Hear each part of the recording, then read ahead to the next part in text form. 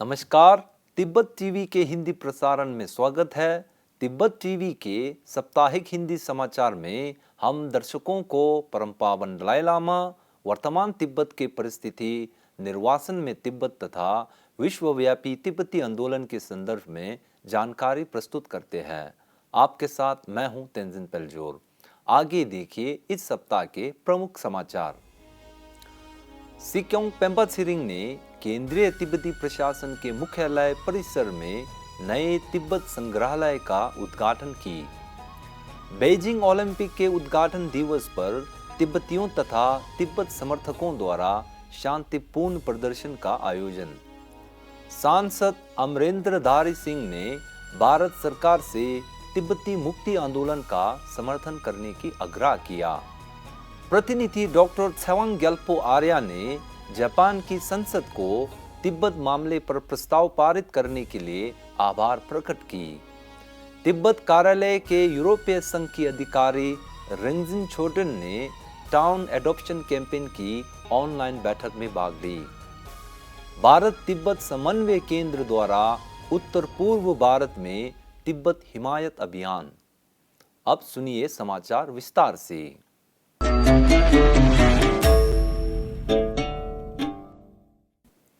गत 9 फरवरी 2022 को सिक्योंग पेम्बा त्सिरिंग ने आधिकारिक रूप से केंद्रीय तिब्बती प्रशासन के मुख्यालय परिसर में नए तिब्बत संग्रहालय का उद्घाटन किया था। इस समारोह में केंद्रीय तिब्बती प्रशासन के लोकतंत्र स्तंभ के प्रमुखों तथा अधिकारीगण उपस्थित रहे थे। इस अवसर पर तिब्बत संग्रहालय की निदेशक टाशी फुनजोग ने तिब्बत संग्रहालय की स्थापना तथा इसके मुख्य उद्देश्य के बारे में जानकारी साझा की।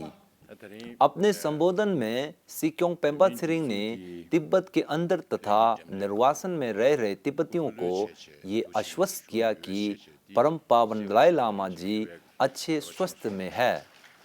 उन्होंने तिब्बत संग्रहालय की सफलता में योगदान देने वाले स्पॉन्सर सहित विशेषज्ञों एवं तकनीशियन के प्रति सराहना तथा आभार प्रकट की।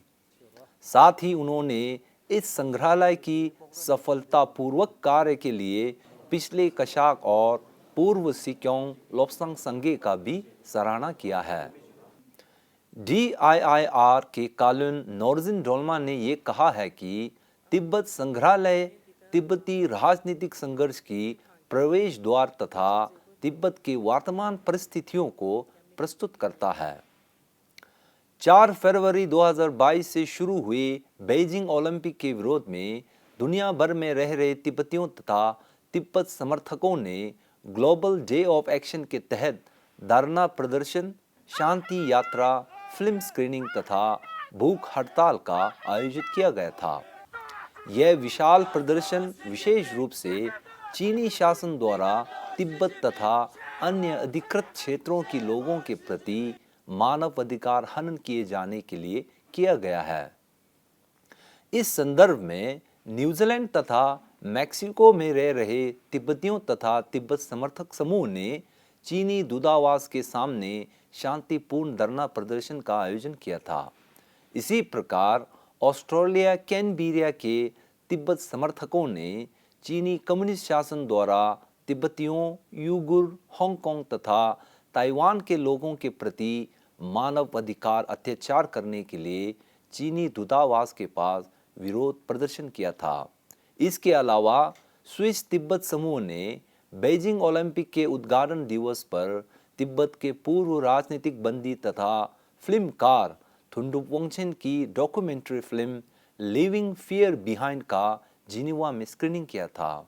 इस फिल्म में थुंडुप वांगचेन ने चीनी शासन में तिब्बत के अंदर तिब्बतियों की वास्तविक स्थिति को उजागर किया है।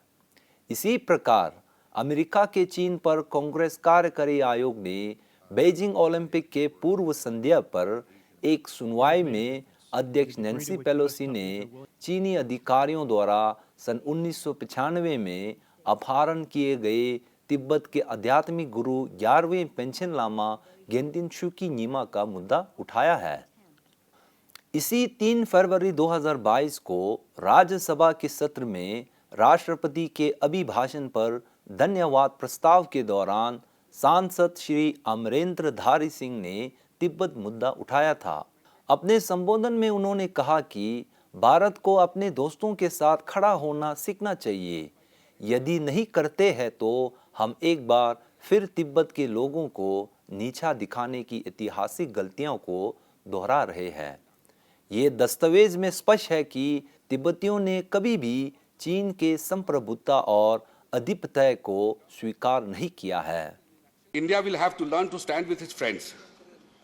If not, we will be repeating the historical mistake of once letting down our friendly people of Tibet. It is well documented that the Tibetans never accepted the sovereignty and suzerainty of the Chinese. हाल में Japan के संसद में चीनी शासन द्वारा तिब्बत तथा अन्य अधिकृत क्षेत्रों पर घोर मानवाधिकार उल्लंघन का निंदा करते हुए प्रस्ताव पारित किया था। इस उपलक्ष्य में तिब्बत पर जापानी सर्वदलीय संसदीय मंच ने संसद की सभागृह में एक कार्यकारी बैठक का आयोजन किया था। इस बैठक में जापान तिब्बत कार्यालय के प्रतिनिधि डॉक्टर छावांग ग्याल्पो आर्या को आमंत्रित किया है। इस अवसर पर संसदीय समूह के अध्यक्ष शिमोमुरा हकुबुन ने सभी सदस्यों का स्वागत करते हुए मानवाधिकार उल्लंघन की निंदा पर हालिया प्रस्ताव के बारे में जानकारी दी।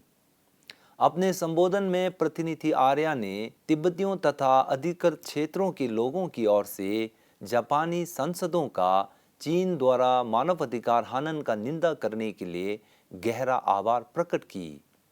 अपनी रिपोर्ट प्रस्तुत करते हुए डॉक्टर आर्या ने जापान सरकार से तिब्बत मुद्दे की समाधान हेतु चीनी नेतृत्व और केंद्रीय तिब्बती प्रशासन के प्रतिनिधियों के बीच वार्ता प्रारंभ करने के लिए अनुरोध किया है।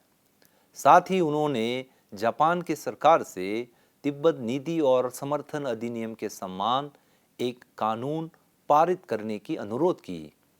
गत 5 फरवरी 2022 को सेलेसूर गैरोन के महापौर जीन लुइस हलिओया ने यूरोप तथा दुनिया के अन्य हिस्सों में मौजूद टाउन एडॉप्शन कैंपेन को पुनर्जीवित तथा विस्तार करने की संभावनाओं पर चर्चा करने के लिए ऑनलाइन बैठक का आयोजन किया था।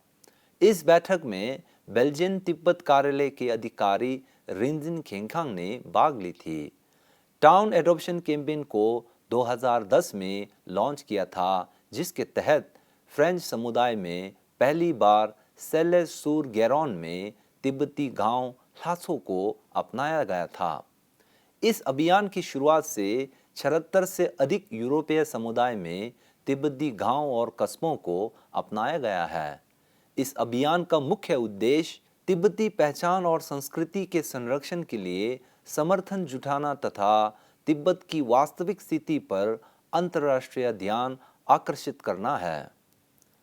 इस हफ्ते नई दिल्ली स्थित भारत तिब्बत समन्वय केंद्र ने भारत के उत्तर पूर्व क्षेत्र में तिब्बत हिमायत अभियान के तहत तिब्बत मुद्दे को अधिक समर्थन जुटाने के लिए विभिन्न कार्यक्रमों का आयोजन किया गया था। इस संदर्भ में 6 फरवरी 2022 को भारत तिब्बत मैत्री संघ की कालिम्पोंग इकाई के वरिष्ठ सदस्यों की सम्मान में एक कार्यक्रम आयोजन किया था।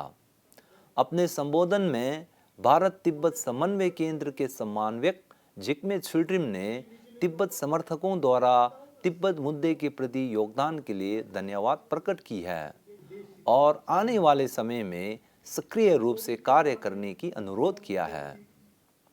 इसी प्रकार आसाम के बलीपुरा में एक कार्यक्रम के दौरान core group for Tibetan cause के क्षेत्रीय संयोजक सौम्यदीप दत्ता तथा तिब्बत समन्वय केंद्र के समन्वयक जिग्मे छिल्ड्रिम ने स्वर्गीय नरेंद्र चंद्र दास के प्रति श्रद्धांजलि अर्पित की है।